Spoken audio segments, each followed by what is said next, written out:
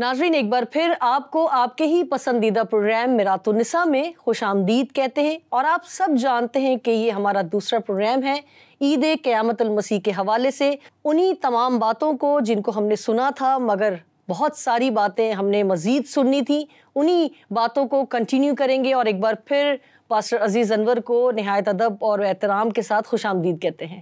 Thank you sir کہ ایک بار پھر آپ ہمارے درمیان موجود ہیں۔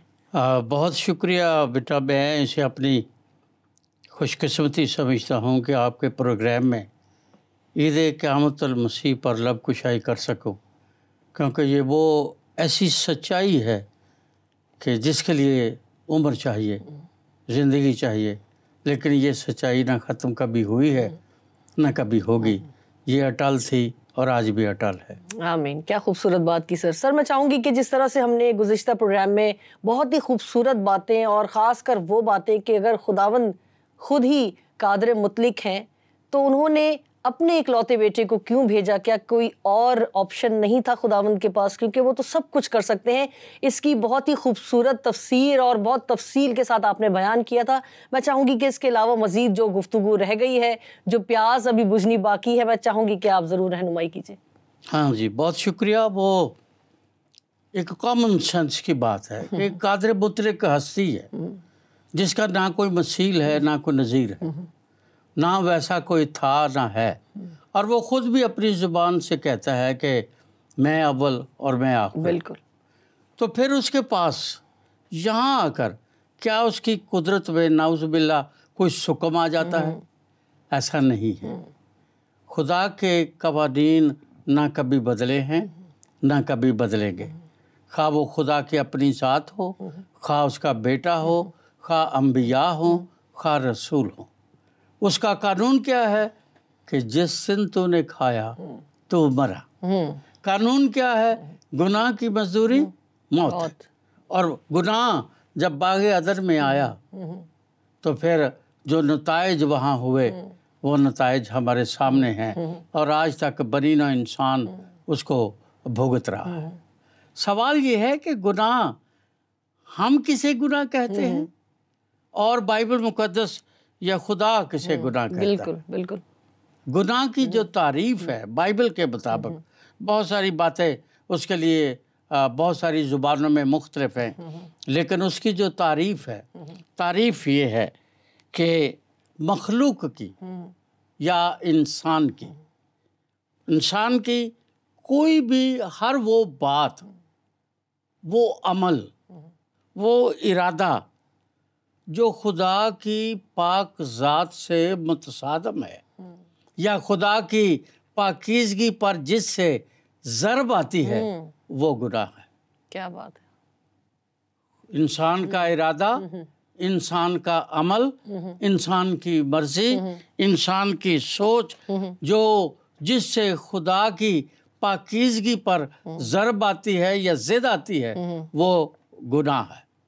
اور اس گناہ کی دو حالتیں ہیں، ایک ہے موروثی گناہ یا جسے ہم طبعی گناہ کہتے ہیں، اور یہ طبعی گناہ جو ہے وہ انسان کو وراثت میں ملا ہے، اور مقدس پولس اسی لیے کہتا ہے بدی کرنا نہیں چاہتا، بدی ہو جاتی ہے، نیکی کرنا چاہتا ہوں، نیکی کر نہیں پاتا۔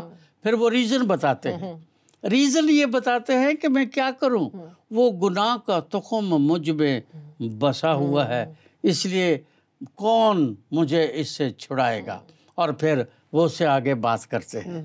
یہ موروثی گناہ ہے جو کسی انسان کے پاس، کسی پیغمبر، کسی ولی کے پاس، کسی کتب کے پاس، کسی بھی پاکیزہ انسان اپنے آپ کو سمجھنے والے شخص کے پاس اس کا علاج نہیں ہے۔ دوسرا جو گناہ ہے اسے ہم عملی گناہ کہتے ہیں، جو ہم ارادتاً کرتے ہیں۔ اس کی 3 صورتیں ہیں، ارادتاً گناہ ہے، قولاً گناہ ہے، پھر فعلاً گناہ ہے۔ کوئی بھی شخص اپنی راست بازی کے اعتبار سے، یا اس کی سٹرگل میں، یا گیان دھیان میں، یا اپنے خدا کے ساتھ تعلق کی وجہ سے ان 3 گناہوں پر شاید فتح یاب ہو جائے، لیکن اپنی وراثت کے گناہ کو صاف کرنا اس کے بس میں نہیں ہے، بالکل یہ اس کے اختیار میں نہیں ہے۔ چونکہ یہ اس کے اختیار میں نہیں ہے، اس لیے نتیجہ یہ ہے کہ وہ پاکیزہ فطرت جو خدا نے انسان کو تخلیق کرتے وقت دی تھی، وہ پاکیزہ فطرت جو ہے وہ بگڑ گئی اس گناہ کی وجہ سے۔ چونکہ وہ فطرت بگڑ گئی، اس کے لیے جس کا نتیجہ یہ ہوا کہ خدا کی اور انسان کی جو قربت تھی، جو رشتہ تھا، جو تعلق تھا، وہ ختم ہو گیا، اور خدا اور انسان کے درمیان ایک مستقل جدائی اور دشمنی پیدا ہو گئی۔ اس کا نتیجہ یہ نکلا کہ چونکہ انسان گنہگار ہے اور نسل در نسل گنہگار ہے، نسل کے بند میں بندھا ہوا ہے، گناہ کے تخم کے ساتھ ہی پیدا ہوتا ہے، اس لیے وہ انسان نسل در نسل تخم کے اعتبار سے گنہگار بن گیا، جس کا علاج انسان کے پاس نہیں ہے۔ ہاں، قربانیاں ہو سکتی ہیں، عیدیں ہو سکتی ہیں، سب کچھ ہو سکتا ہے، راست بازی کے سارے کام ہو سکتے ہیں، لیکن اس گناہ کی جو مزدوری ہے، جو موت ہے، جو سزا ہے، اس سے رہائی انسان کے اپنے بس میں نہیں ہے۔ وہ متقی، وہ پرہیزگار تو ہو سکتا ہے، وہ اس لیے نہیں ہو سکتا کہ کوئی گنہگار اپنا کفارہ نہیں دے سکتا، کیونکہ انسان گنہگار ہے، اس لیے وہ اپنے گناہ کا کفارہ بھی کیا دے گا، جبکہ لکھا ہے جان کے بدلے جان، جبکہ لکھا ہے کہ خون بدن کی جان ہے۔ اب انسان کو خدا نے اشرف المخلوقات پیدا کیا ہے، چونکہ خدا نے انسان کو اشرف المخلوقات پیدا کیا ہے، تو اشرف المخلوقات کا کفارہ کوئی بیل ہو سکتا ہے، کوئی بھیڑ ہو سکتی ہے، کوئی جانور ہو سکتا ہے۔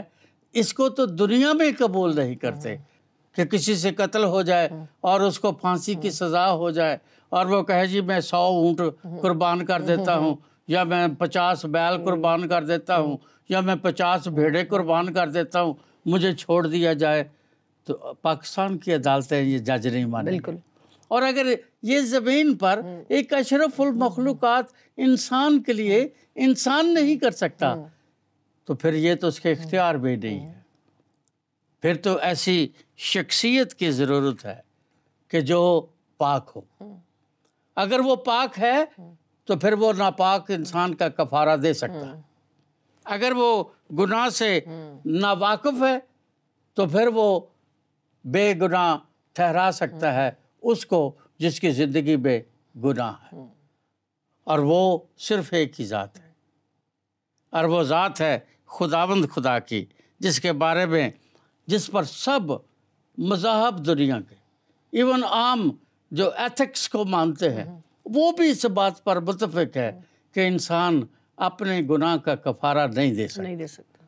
وجہ وہ یہی بتاتے ہیں کہ انسان اپنی فطرت کے اعتبار سے بگڑا ہوا اور گناہ کی زد میں ہے، اور بائبل کا تقاضا ہے، ہم ڈھنڈورا پیٹتے ہیں اور ببانگ دوہل کہتے ہیں کہ بائبل کا خدا پاک خدا، آمین آمین۔ اور چونکہ پاک خدا ہے، اس لیے وہ ناپاک محبوبہ کے لیے اگر کفارہ دیتا ہے تو خود سزا سہتا ہے، پھر تو وہ سزا بھی سہ سکتا ہے، عدل بھی کر سکتا ہے، رحم بھی کر سکتا ہے، پھر اس کا کرم بھی ہو سکتا ہے، اور محبوبہ کو بچایا بھی جا سکتا ہے، اور یہی اصول صلیب پر ہمیں نظر آتا ہے۔ آمین۔ خدا محبت ہے۔ بے شک۔ جب ہم مغلیہ سلطنت کے حوالے سے پڑھتے ہیں تو ہم پڑھتے ہیں کہ ظہیر الدین بابر جب ادھر ہندوستان میں آیا، اس کا بیٹا ہمایوں بیمار ہو گیا۔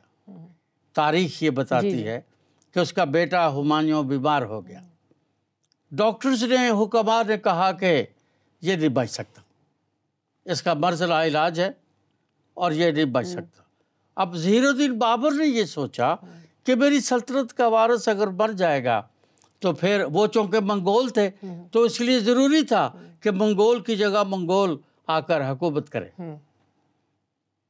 جب اس کو یہ بات پتہ چلی، وہ ایک کٹر مسلمان تھا، ہمایوں لیٹا ہوا تھا، اس نے پہلے دن ایک چکر لگایا، پہلے اس نے وضو کیا، پھر ایک چکر لگایا اور پھر دعا کی کہ خداوند اس کی سزا، اس کی موت مجھے دے دے اور اسے تندرستی دے۔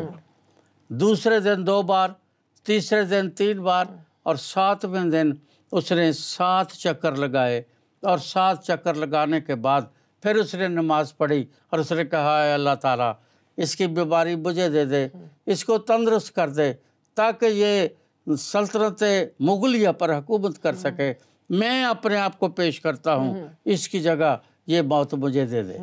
اور تاریخ بتاتی ہے، تاریخ بتاتی، چودھری غلام رسول کی تاریخ کو پڑھ کر دیکھ لیں، تاریخ بتاتی ہے کہ اس دن کے بعد اگلے دن ہمایوں تندرست ہونا شروع ہو گیا اور بابر بیمار ہو گیا، اور پھر بابر مر گیا، اور اس کے مرنے کے بعد ہمایوں تخت پر بیٹھا۔ جان کے بدلے جان اور خون کے بدلے خون، وہ اس سے پیار کرتا ہے، وہ اس کا بیٹا ہے، جو اپنے بیٹے کے لیے اس دنیا میں اپنے تخت کے لیے اپنی جان دے سکتا ہے، اس کے مقابلے میں پاک خدا اپنی محبوبہ اس دنیا کو، انسانوں کو پاک کرنے کے لیے کیا نہیں کر سکتا؟ اس لیے وہ قادر مطلق خدا انسان بن گیا، بے گناہ رہا، ہماری طرح آزمایا گیا۔ عبرانیوں کے خط کا مصنف کہتا ہے ہماری طرح آزمایا گیا تو بھی بے گناہ رہا۔ مسیح یسوع نے دعوے سے کہا تم میں سے کون مجھ پر گناہ ثابت کر سکتا ہے؟ صوبیدار نے بالکل صلیب کے نیچے کھڑے ہو کر کہا بے شک یہ شخص جو ہے یہ بے گناہ ہے اور خدا کا بیٹا ہے۔ کسی نے اس پر گناہ ثابت نہیں کیا، اور نہ وہ گنہگار تھا۔ پہلے تو اس نے سزا ضرور دی، لیکن اس نے کہا میں اس بے گناہ میں کوئی ایسی غلطی نہیں پاتا، میں اس کے خون سے بری ہوں۔ بادشاہوں نے، اس کے دشمنوں نے، اس کے سپاہیوں نے، ہر طرح کے لوگوں نے سب کچھ یسوع کو کہا، پر کبھی یہ نہیں کہا کہ اس کی ذات میں گناہ پایا جاتا ہے۔ چونکہ گناہ پایا نہیں گیا، اس لیے وہ کفارے کا برہ تھا۔ یوحنا کی انجیل کے پہلے باب کی 35ویں آیت میں لکھا ہے، اور یوحنا بپتسمہ دینے والے نے یسوع کو اپنی طرف آتے ہوئے دیکھ کر کہا دیکھو یہ خدا کا برہ جو جہان کے گناہ اٹھا لے جاتا ہے۔ اور عید فصح پر وہ خدا کا برہ قربان کر دیا گیا، اور اسی وقت اس نے اپنی جان دی، 3 بجے کے قریب اپنی جان دی، جب قربانیاں بند کر دی جاتی تھی، اور 12 بجے سے 3 بجے تک قربانیاں چلتی تھی، اور 3 بجے وہ قربانیاں ختم ہو جاتی تھی، اور مسیح یسوع کی جان اس نے اپنے باپ کے سپرد یہ کہہ کر پیش کر دی اے باپ میں اپنی روح تیرے ہاتھوں میں سونپتا ہوں۔ اور اس وقت 3 بجے تھے۔ وہ خدا کا برہ جو شریعت کے مطابق اس دنیا میں آیا، شریعت کے مطابق پیدا ہوا، شریعت کے مطابق مصلوب کیا گیا، شریعت کے مطابق مر گیا، اور پھر جی اٹھا۔ اور اس میں ہم خدا کی محبت کو عملی طور پر، اس کے رحم کو عملی طور پر، اس کے عدل کو عملی طور پر صلیب پر دیکھتے ہیں، جہاں عدل بھی ہوا، محبت بھی ہوئی، رحم بھی ہوا، اور اس کے مار کھانے سے میں نے اور آپ نے اور دنیا کے آج جو ایمان لاتے ہیں انہوں نے شفا پائی۔ لیکن اس کے ساتھ ایک بہت بڑا سوال ہے جو میں سمجھتا ہوں کہ ہمیں کرنا چاہیے۔ جی جی، مسیح یسوع مر گیا، دفن ہوا، جی اٹھا، اس کی قبر خالی ہے، ہم یہ گیت گاتے ہیں، سب کچھ ہے، ہم دعویٰ کرتے ہیں، اور پولس کہتا ہے کہ اگر ہم یہ نہیں کہتے تو ہماری تو گواہی جو ہے یہ ہماری منادی بے فائدہ ہے، ہمارا ایمان بے فائدہ ہے۔ کیوں وہ مر گیا؟ کیوں جی اٹھا؟ کیوں آج وہ زندہ ہے؟ کیوں میں اور آپ اس پر ایمان لائیں؟ اس میں پہلی بات یہ ہے جو میں سمجھتا ہوں کہ ہر انسان کو جاننی چاہیے، بالکل، اس کا مر جانا، اس کا جی اٹھنا اس بات کا ثبوت ہے کہ سچ جھوٹ سے بڑا ہے، سچ جھوٹ سے بڑا۔ ابلیس نے پہلے دن ہی باغ عدن میں حوا اور آدم سے کہا ایسا نہیں ہوگا، ایسا نہیں ہوگا، بلکہ خدا نے یہ بات تم سے چھپائی ہے۔ کیا بات یہ چھپائی ہے کہ جس دن تم یہ پھل کھاؤ گے خدا کی مانند بن جاؤ گے۔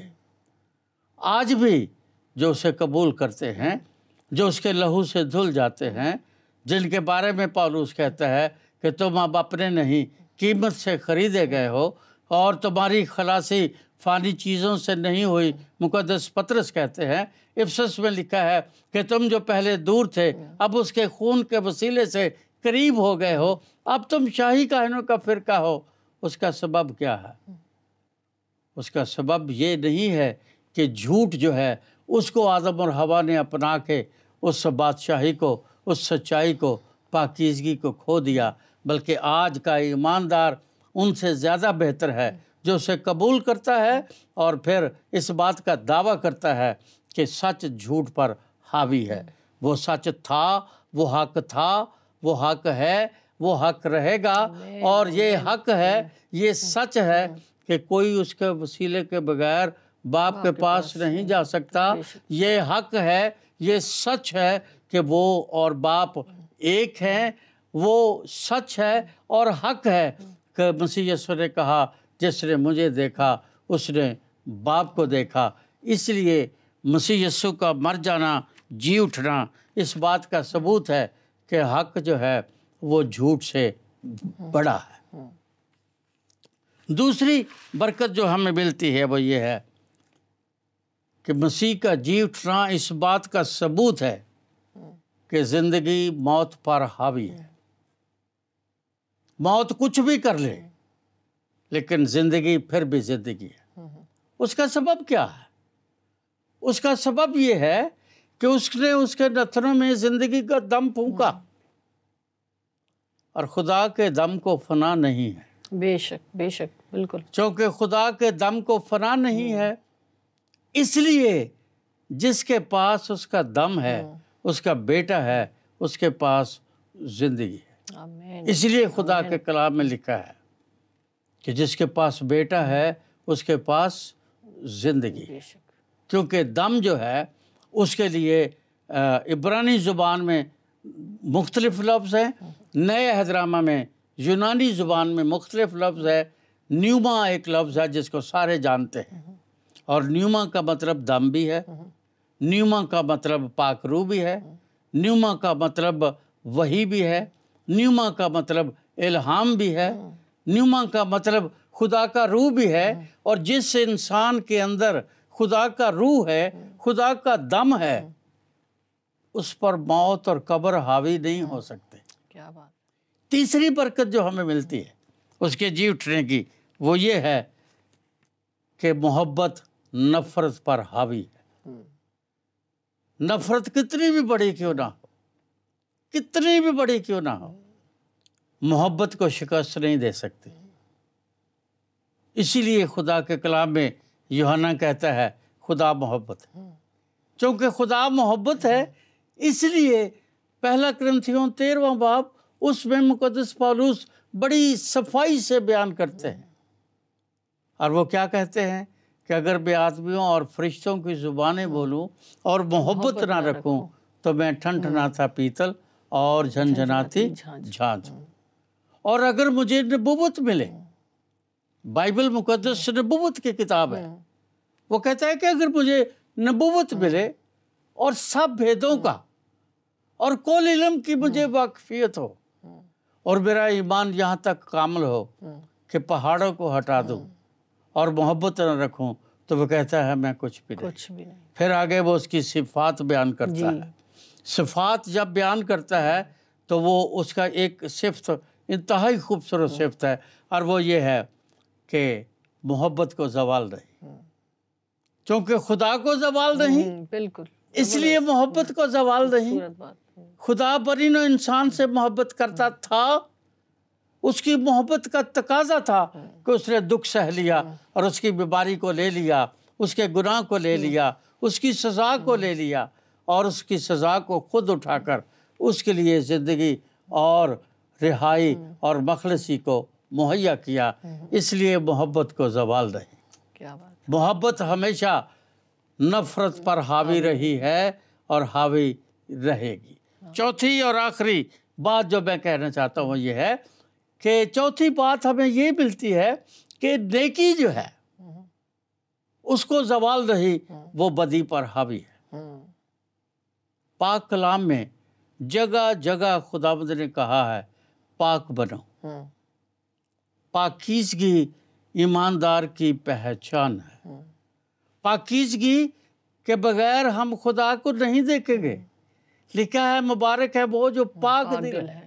جو پاک دل ہیں وہ خدا کو دیکھیں گے، جو پاک دل نہیں ہیں وہ خدا کو نہیں دیکھیں گے۔ ڈرامے ہو سکتے ہیں، بہروپیہ پن ہو سکتا ہے، ریاکاریاں ہو سکتی ہیں، پر اگر کسی کی زندگی اخلاقاً اور شرعاً اور ہر طرح سے بدنی، جسمانی، روحانی طور پر اگر کوئی پاک نہیں ہے تو وہ خدا کو نہیں دیکھے گا۔ اب اس میں یہاں ایک اور بہت بڑی جو لوگوں کے لیے تعلیم یا ایک لوگوں کا ایک سوال ہے، سوال یہ ہے کہ ہم کیسے پاک بنیں۔ کوئی پاک نہیں، لکھا ہے کوئی پاک نہیں، کوئی راست باز نہیں۔ ہماری سب نیکیاں، ہماری ساری پاکیزگی گندی دھجیوں کی مانند۔ اور اگر کوئی راست باز نہیں، کوئی پاک نہیں، ہماری پاکیزگی کی کوئی حیثیت نہیں، تو پھر سوال یہ ہے کون خدا کو دیکھے گا؟ کون پاک ہو سکتا ہے؟ پھر اس کا مطلب یہ ہے کہ ہمیں خداوند سے پوچھنا پڑے گا کہ کون پاک ہو سکتا ہے۔ پاک صرف وہی ہو سکتا ہے۔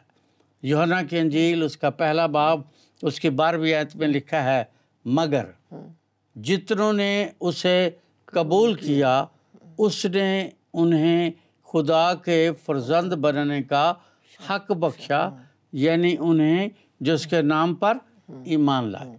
13ویں آیت میں لکھا ہے وہ نہ خون سے، نہ گوشت سے، نہ انسان کے ارادہ سے، بلکہ خدا سے پیدا ہوئے۔ اور کوئی بھی دنیا میں کوئی بھی مخلوق ہے، جمادات ہیں، نباتات ہیں، حیوانات ہیں، مخلوق کی اکائی وہ تخم ہے جس تخم سے وہ پیدا ہوتا ہے۔ اور اگر انسان میں خدا کا تخم نہیں ہے تو وہ کبھی پاک نہیں ہو سکتا۔ اس لیے یسوع نے اس شخص سے کہا کہ تو شرع کا عالم ہو کر یہ بات نہیں سمجھتا، تجھے نئے سرے سے پیدا ہونا ہے۔ یہ تخم جو گناہ کا تخم ہے، جب تک یہ تخم مر نہیں جاتا تجھ میں خدا کا تخم پیدا نہیں ہو سکتا۔ اور جب تک خدا کا تخم پیدا نہیں ہوگا تو پاک نہیں ہوگا۔ جب تو پاک نہیں ہوگا تو نئے سرے سے پیدا نہیں ہوگا، اور جو نئے سرے سے پیدا نہیں ہوتا وہ خدا کی بادشاہی میں داخل ہونا تو بعد کی بات ہے، دیکھ بھی نہیں سکتا۔ اس لیے خدا کا تخم ہمارے اندر ہونا بہت ضروری ہے، جس کو مقدس پطرس اپنے پہلے خط کے پہلے باب کی 22ویں 23ویں آیت میں بیان کرتے ہیں۔ اور اے عزیزو تم فانی تخم سے نہیں، اے عزیزو تم فانی تخم سے نہیں بلکہ غیر فانی تخم سے خریدے گئے ہو۔ اس لیے وہ غیر فانی تخم جس کو تم نے قبول کیا ہے اس کے مطابق زندگی بسر کرو۔ اور وہ غیر فانی تخم کیا ہے؟ وہاں لکھا ہے اور وہ غیر فانی تخم خدا کا کلام ہے۔ آمین آمین۔ وہ خدا کا کلام ہے، اور خدا کے کلام سے کائنات تخلیق ہوئی ہے، خدا کے کلام سے اجرام فلک بنے ہیں۔ اس نے کہا ہو جا، اس نے کہا کن، وجود مل گیا۔